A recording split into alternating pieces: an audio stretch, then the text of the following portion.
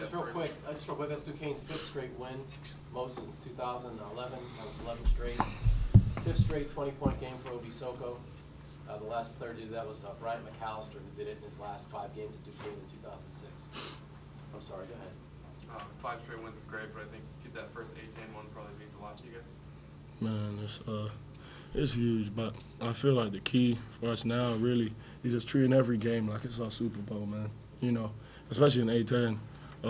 Wins are so hard to come by. All the teams, you know, they got players, you know, they got Severe, man. I mean, he's a terrific freshman, man. He's amazing, you know, but every team has guys like that. That's the thing with the A10. So, I mean, yeah, we're definitely happy to get our first one.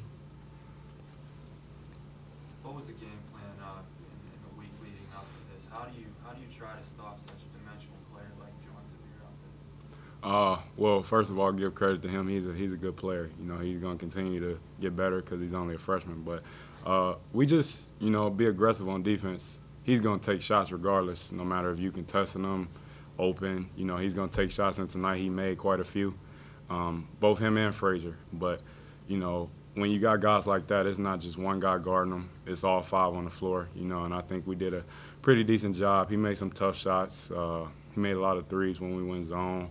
But, you know, when the game plan was basically, you know, all five guys guarding him. And, you know, I think we gave it a good team effort. Ovie, was that first half a good blueprint for how you want to play, and then how would you describe the second half? I know there's some sloppy play in there. As far as you guys get to the line, 48 points first half, is that first half? Oh, yeah. I mean, we want to be really aggressive. That's just Coach Ferry's style. You know, all his teams that have been successful are aggressive and try to get to the line a lot, you know. But, you know, second half it did get a bit sloppy at times. And, you know, those are things that we need to work on, and we definitely need to tighten up going forward as we go forward in A10 play. Your 5th straight 20-point game, is that just things coming to you, or do you feel like you're trying to take some more opportunities offensively within the offense? No, man, no. It's going to be someone different every night. I mean, it's funny, but, I mean, I've just been in the right situations. You know, my teammates do a great job of doing the small things. I think I said it last game, too. I mean, my teammates do a great job. You know, they set terrific screens. And, you know, if you look at most of the points, they're just layups around the hoop. You know, teammates get a lot of credit for that. You knew Fordham's strength is in their guards, 36 to 14 in the paint scoring. Is that something you thought you could expose down low, you and Dungo? I mean, Coach said that we should go in against them because I don't think they have as much depth as we do in the front court. But, yeah, the game plan was to just be aggressive all around. You know, if our guards, you know, they took the open ones they got, you know. I mean, and that's just really the blueprint every game, just to be aggressive and kind of just take what the defense gives you. So it worked out in our favor today. In that last, I think, 35 seconds, you went to the line for 6 different free throws. What were your emotions there? Make them. That's it. That's all it is to it. You know, Coach looks at me as a veteran now, and I have to step up and make those free throws because I remember a game last year, I think we were playing UNC Charlotte, and we were up like 7, maybe like 2 minutes to go, and free throws was a pivotal part of that game, and we weren't making them, and we ended up losing that game. And, you know, Coach always talks about that still to this day. So he expects us to make free throws, and, you know, I just had to step up and make them.